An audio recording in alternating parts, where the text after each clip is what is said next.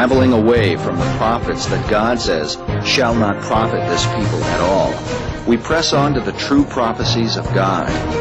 As Daniel declared, there is a God in heaven who reveals secrets and makes known what shall be in the latter days.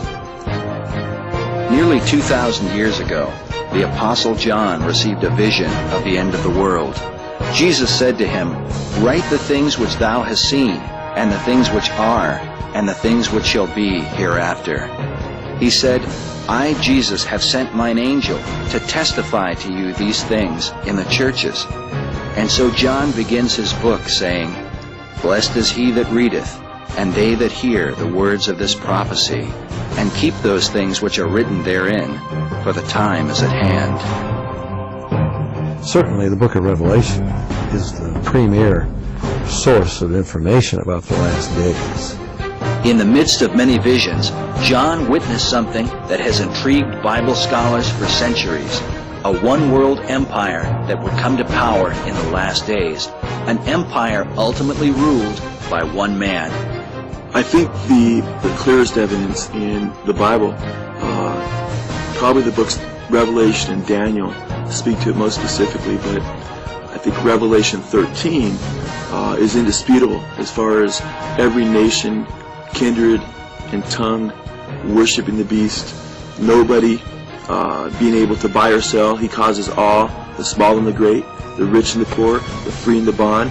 John describes a mysterious figure called the Beast, a man who will be the one-world ruler. We find in the book of Daniel that his empire will rule the world.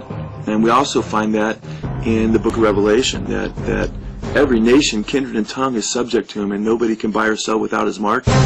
And power was given him over all kindreds and tongues and nations. This beast is supported by a second beast known as the false prophet, who compels all the world to worship the beast. And he causes all, both small and great, rich and poor, free and enslaved, to receive a mark in their right hand or in their foreheads, and that no man might buy or sell except he that had the mark or the name of the beast or the number of his name. Here is wisdom. Let him that hath understanding count the number of the beast, for it is the number of a man, and his number is 666. That passage describes a global government, absolute dictatorship, a global economy.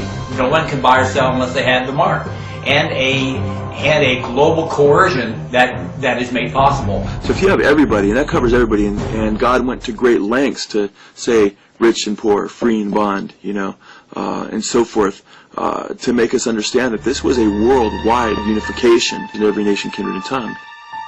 But this one-world empire had been witnessed centuries earlier by the prophet Daniel. Nebuchadnezzar, the king of ancient Babylon, was given a dream of a great image. God sent Daniel to interpret the dream and revealed that the figure represented 4 world empires that would come to power. Daniel is a remarkable book, and it has a lot to say about the last days. Truthfully, I find much of what Daniel says very difficult, not in the category of Nostradamus, because it's saying something very definite, but I find it difficult to understand exactly what it's saying. Now, much of what it says is very clear, even in its symbology. For example, the image that Nebuchadnezzar saw. When Daniel interpreted the dream, he said, "You, O king, saw, and behold, a great image.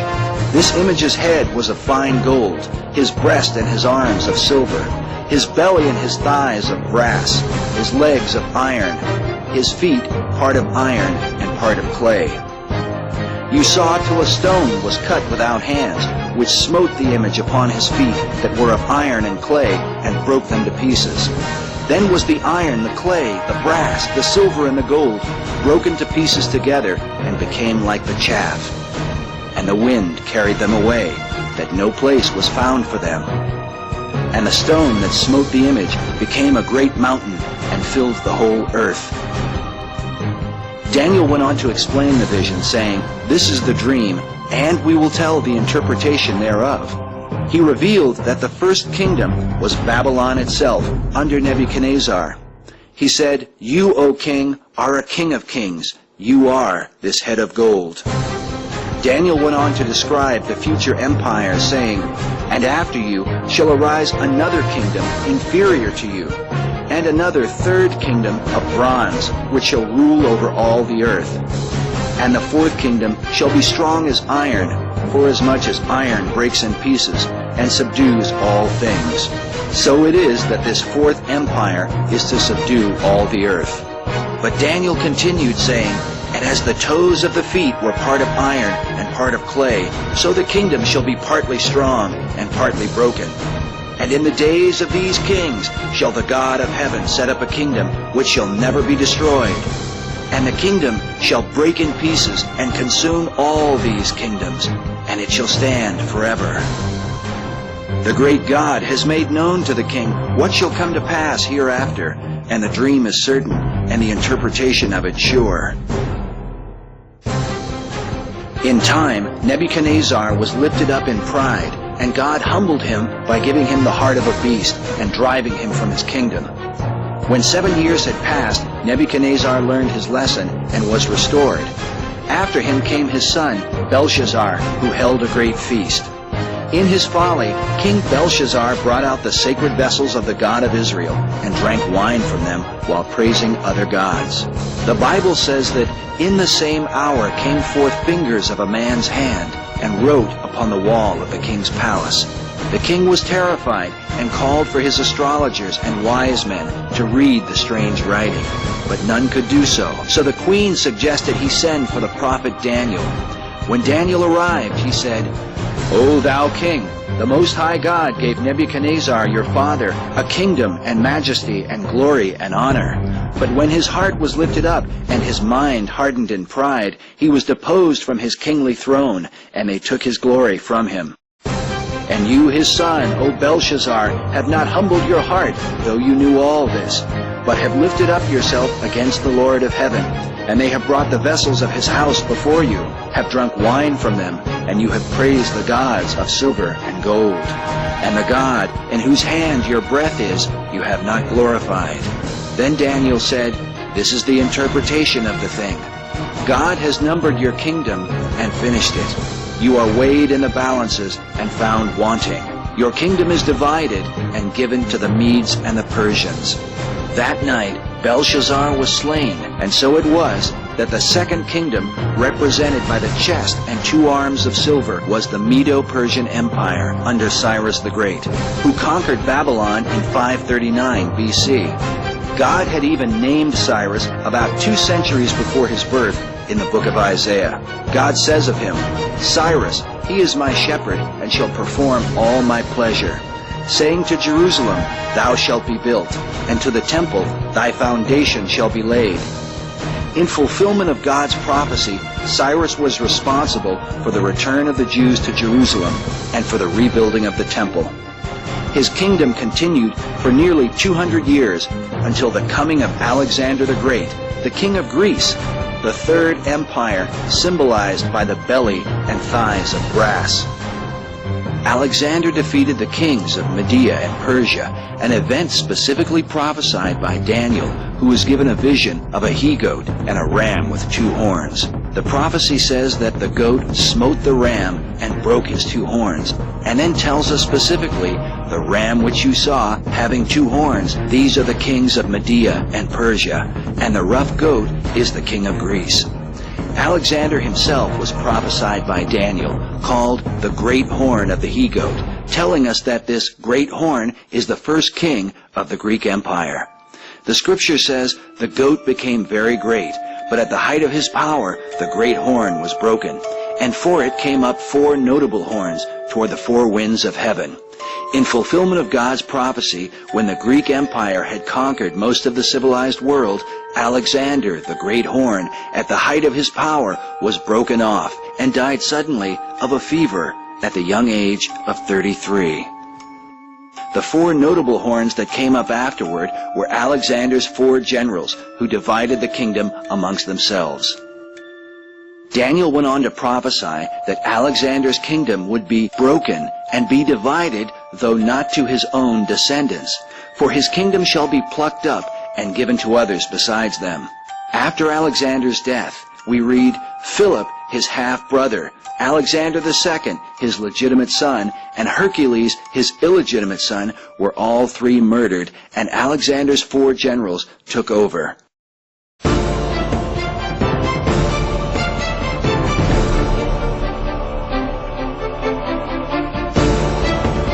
Daniel's prophecies are so specific, even foretelling the reign of Antiochus Epiphanes, who would ruthlessly persecute the Jews in the 2nd century BC, that critics have attempted to argue that Daniel must have been written after the events described.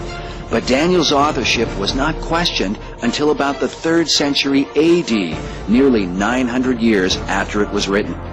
The first to object was the Greek philosopher and historian Porphyry. The Encyclopedia Britannica tells us that Porphyry was well known as a violent opponent of Christianity and defender of paganism. In defense of Daniel, the Jewish historian Josephus, who lived in the 1st century AD, confirms Daniel's authorship and chronicles how Alexander the Great encountered the book of Daniel. He writes, quote, "When the book of Daniel was showed him, wherein Daniel declared that one of the Greeks should destroy the empire of the Persians, he supposed that himself was the person intended." Originally in Hebrew, the book of Daniel was translated into Greek prior to 270 BC in a document known as the Septuagint, the Greek translation of the Old Testament. This confirms the writing of Daniel well before a number of the prophecies, including that of Antiochus Epiphanes, occurred. The Septuagint itself is an often debated work, but its history is confirmed by Josephus, who gives a detailed account of how its translation came about in the 3rd century BC. The book of Ezekiel, written in the 6th century BC, also makes mention of Daniel, as did Jesus himself, who said specifically, "When you shall see the abomination of desolation, spoken of by Daniel the prophet, whosoever reads, let him understand." Meanwhile, the arguments against the date of Daniel's writing consist only of unbelieving objections rather than historical evidence. The dominance of the Third Empire continued until about 169 BC, when the Greeks lost control of ancient Macedon to the 4th kingdom of Daniel's prophecy.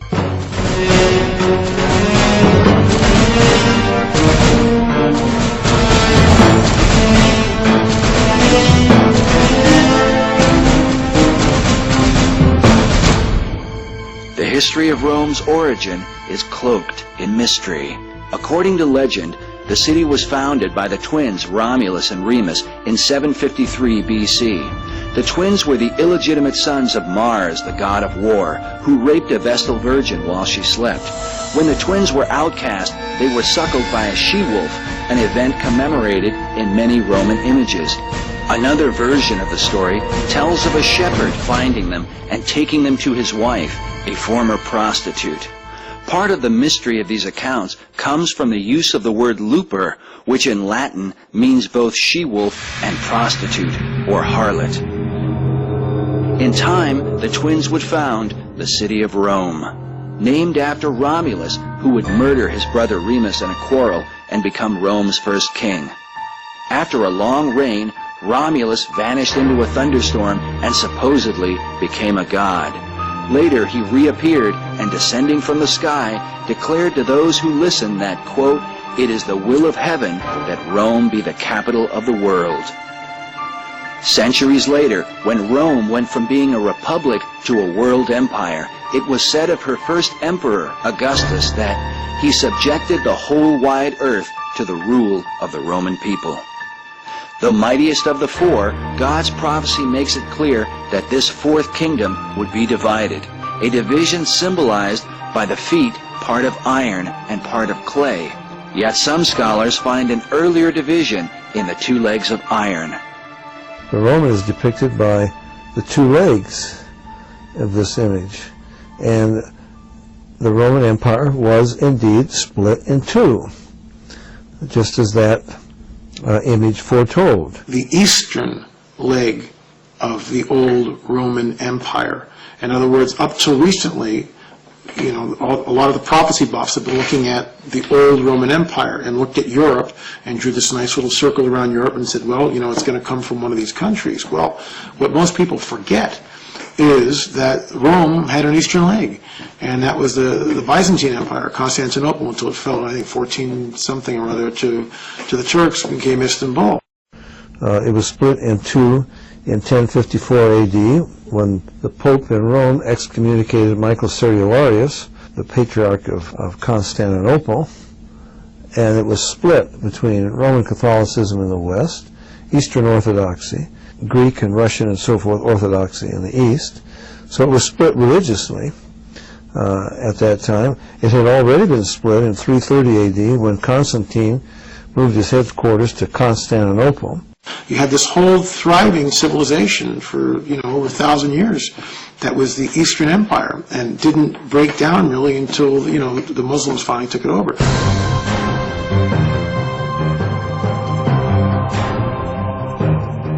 So important is the understanding of the four world empires that God showed Daniel another vision of these kingdoms, symbolized by four great beasts. The four beasts parallel the four dimensions of the statue in Nebuchadnezzar's dream. All four beasts are history. There have been four world empires: the Babylonian, the Medo-Persian, the Grecian, and the Roman. While most researchers agree that the first three beasts have come, it is this fourth beast that has yet to reach its complete fulfillment. Of the vision Daniel wrote, "Behold, a fourth beast, dreadful and terrible. It was diverse from all the beasts that were before it, and it had 10 horns. And there came up among them another little horn. In this horn were eyes like the eyes of a man, and a mouth speaking great things. I beheld, and the same horn made war with the saints, and prevailed against them, until the Ancient of Days came. Then the angel who stood by said, The fourth beast shall be the fourth kingdom on earth, and shall devour the whole earth. And the 10 horns out of this kingdom are 10 kings that shall arise, and another shall rise after them. The 10 kings are also represented by the 10 toes of the statue in Nebuchadnezzar's dream. Daniel prophesied that in the days of these kings shall the God of heaven set up a kingdom which shall never be destroyed."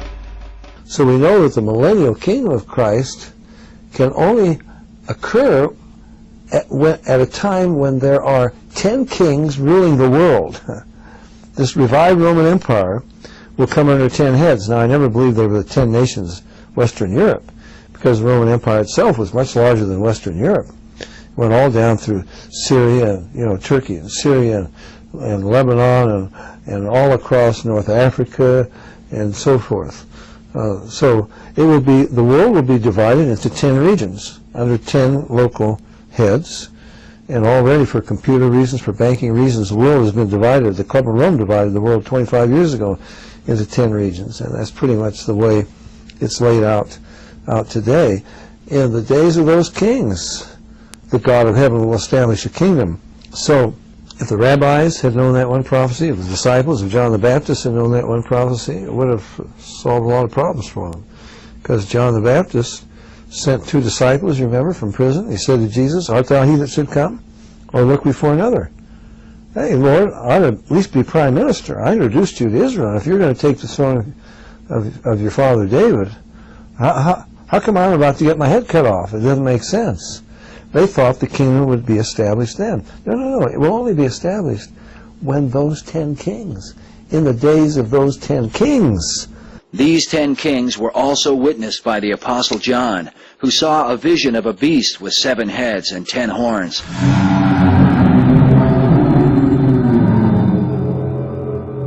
The angel said to him, "The 10 horns which you saw are 10 kings. These have one mind, and shall give their power and strength unto the beast."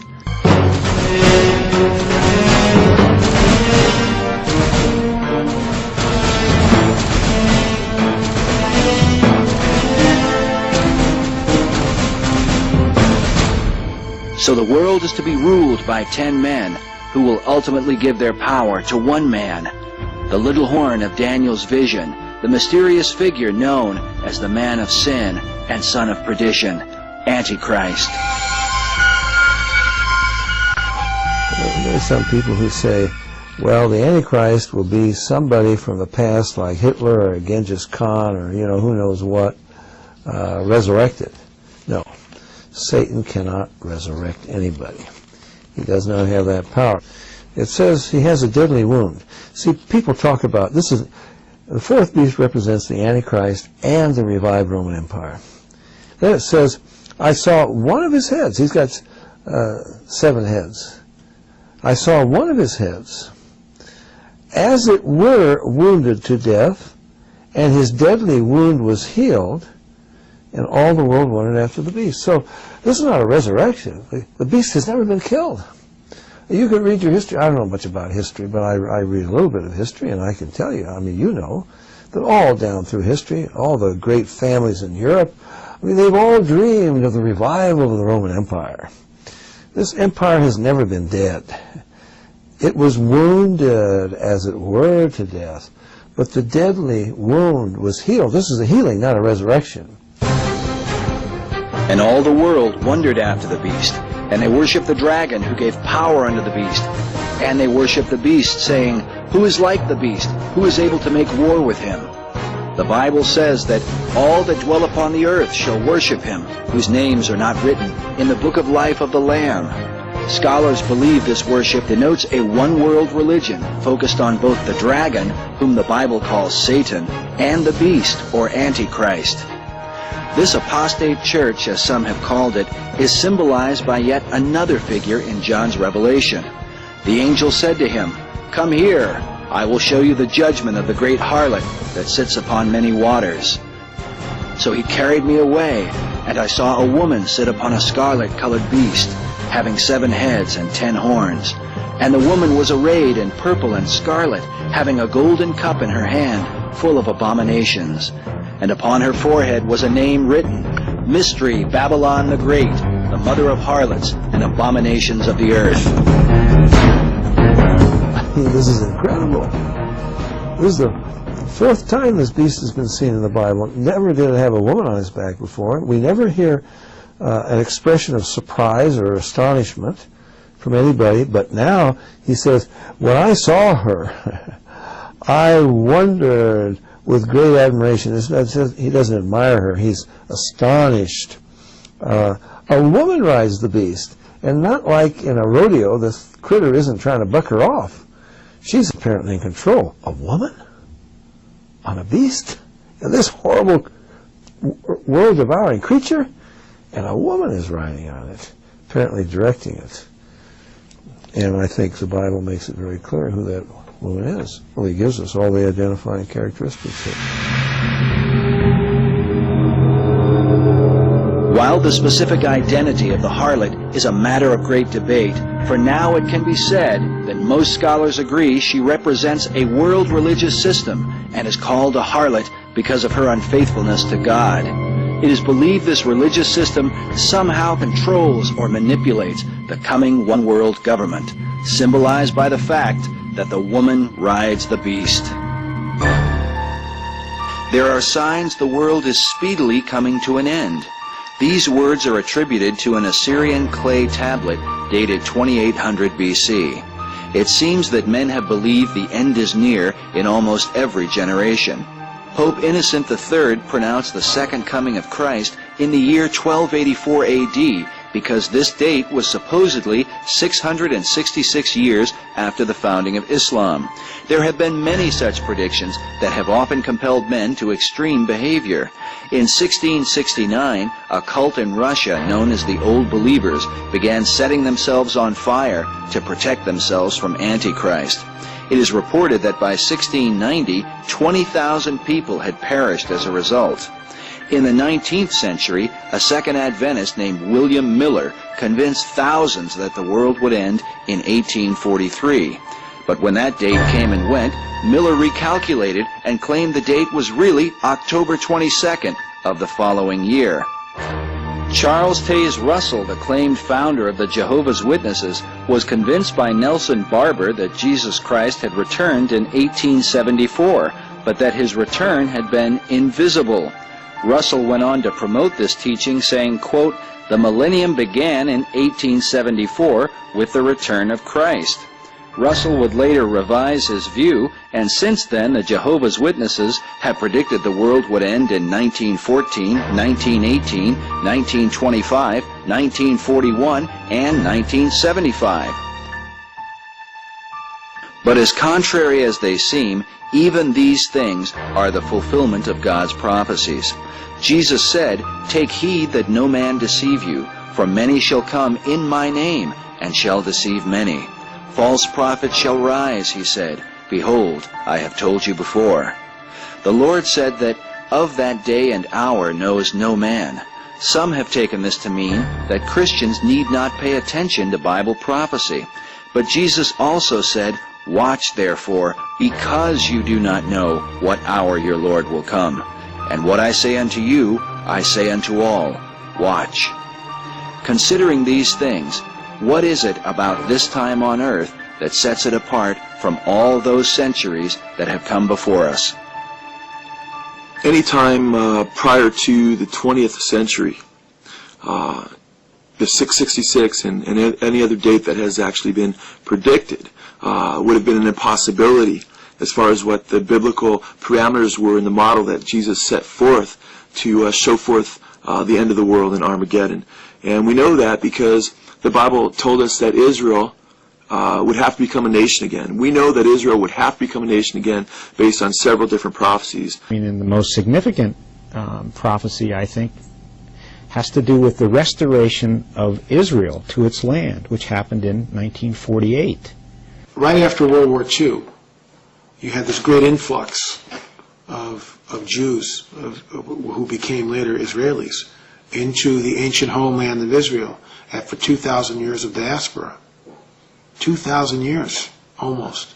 You've got these people coming from all over the world into Israel in 1948. Now, 48 was when they became a homeland, but prior to that, they were all there. From the end of the war, from 45 on, they were there, and we all know what happens. The British pull out, and a nation becomes a nation in a day. It's kind of bizarre after 2,000 years.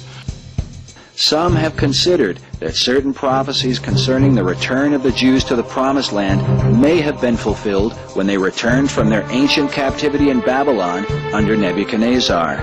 Yet centuries after this return, Jesus prophesied that they would be scattered again in fulfillment of further prophecies. Jesus foretold of the destruction of Jerusalem and the scattering of the Jews, an historic event now known as the diaspora that would occur in 70 A.D. He spoke of the days of vengeance, that all things which are written may be fulfilled. For there shall be wrath upon this people, he said, and they shall fall by the edge of the sword, and shall be led away captive into all nations. And Jerusalem shall be trodden down by the Gentiles, until the times of the Gentiles be fulfilled. When he brought them into the land, he warned them, if they disobeyed his voice, he would cast them out, not just next door. He would scatter them to every nation on the face of this earth. You find that in Amos 9:9, you find that in Deuteronomy 28, verse 64. I mean, all through the Bible, over and over and over, God said he would scatter them, he would sift them like wheat among all the nations of the earth. And it happened. We call them the wandering Jew. You find them everywhere. And God said that during their dispersion, they would be hated, persecuted, killed, mocked, like no other people on the face of this earth. Anti-Semitism is laid out in detail. In the Old Testament, God said to the children of Israel, "It shall come to pass, if you will not hearken to the voice of the Lord your God, that all these curses shall come upon you."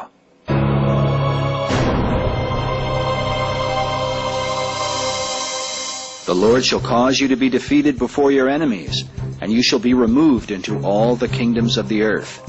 And you shall be left few in number, whereas you are numerous as the stars of heaven, because you would not obey the Lord your God. And the Lord shall scatter you among all people, from the one end of the earth to the other. And among these nations you will find no ease, neither shall the sole of your foot find rest. But the Lord shall give you there a trembling heart, and failing of eyes, and sorrow of mind. And your life shall hang in doubt before you, and you will be in dread night and day, and shall have no assurance of your life. and no man shall save you. Your sons and your daughters shall be given unto another people, while your eyes look on and yearn for them. But there will be nothing you can do.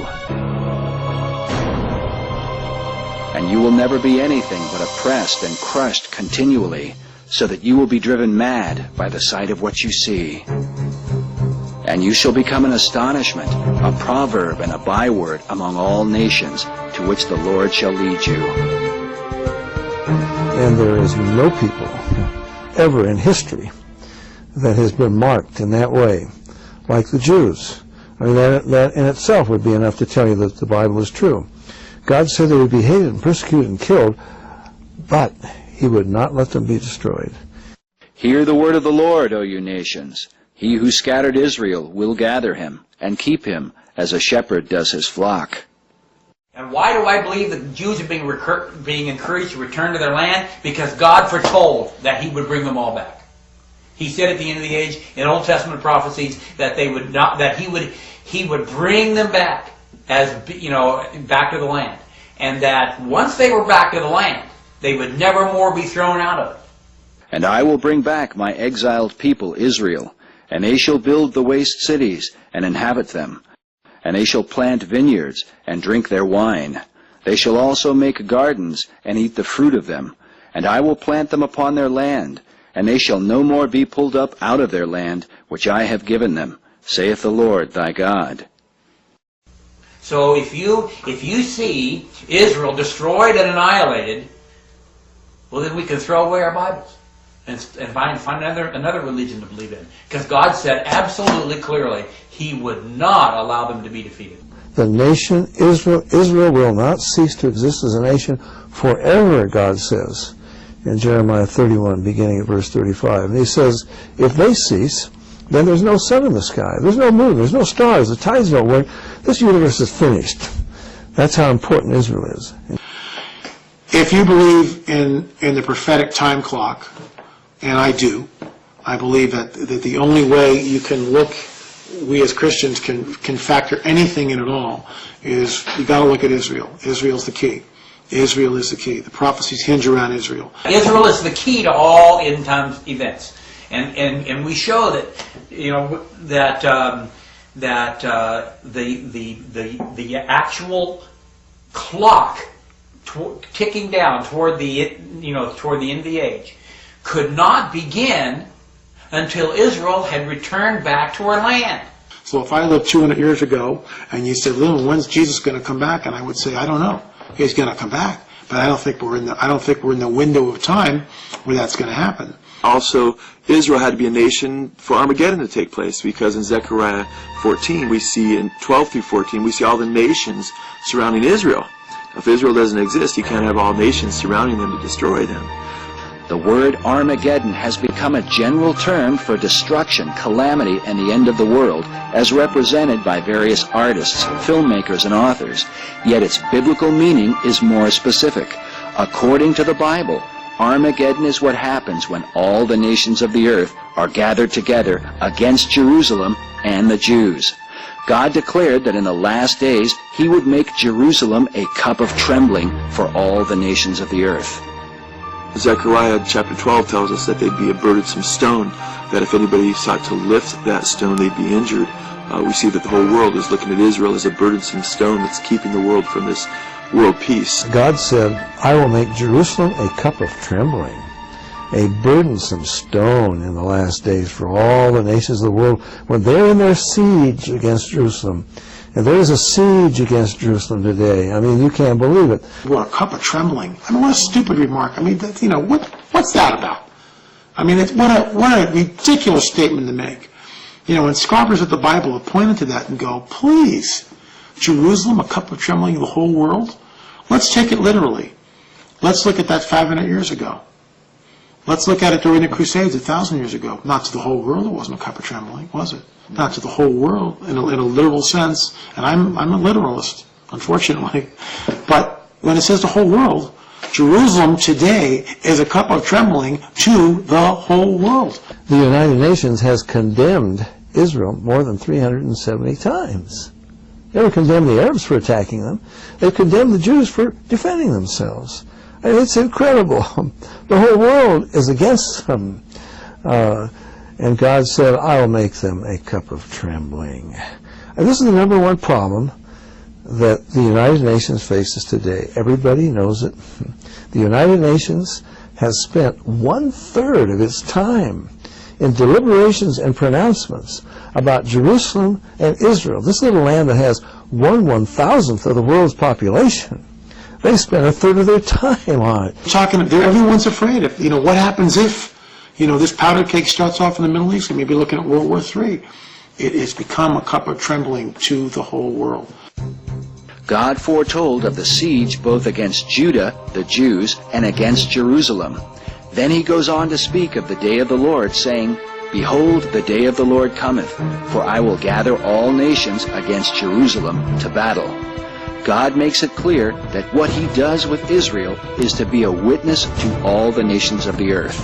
In fact, in Isaiah 43:10, God says to Israel, you are my witnesses to yourselves and to the world that I am God. Not because we've got a lot of godly Jewish people running around the world telling people that God exists. They don't do that. But because of what the Bible said would happen to them, and it has happened.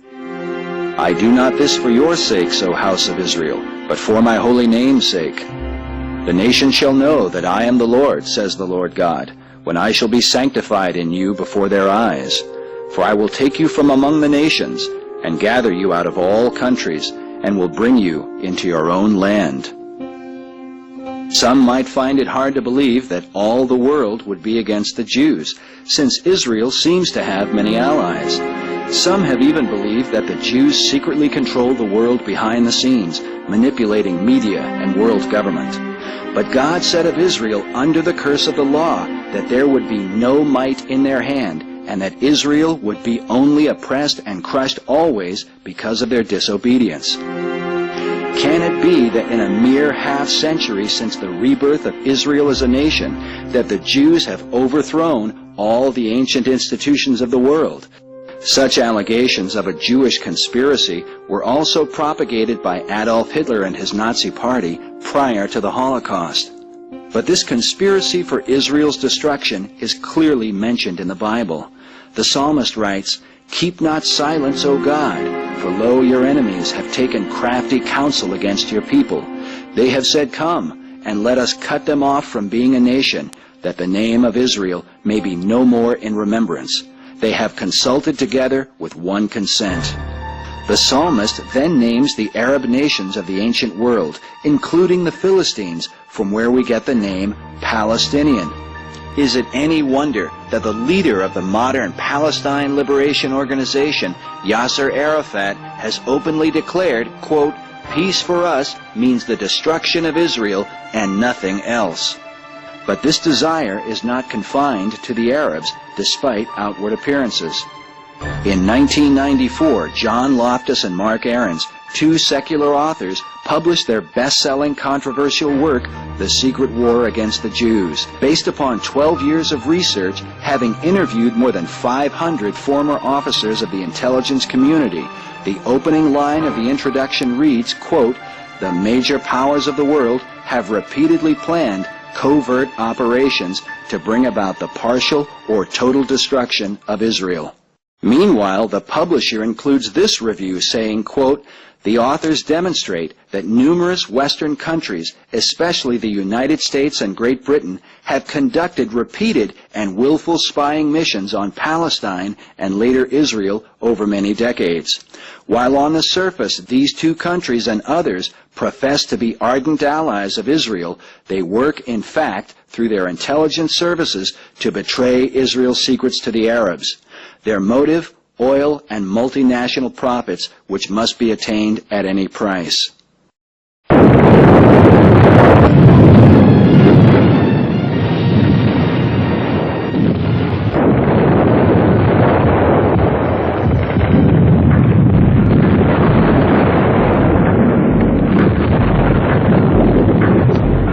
The Bible foretells that events leading to Armageddon will be a time of trouble, the likes of which mankind has never before witnessed.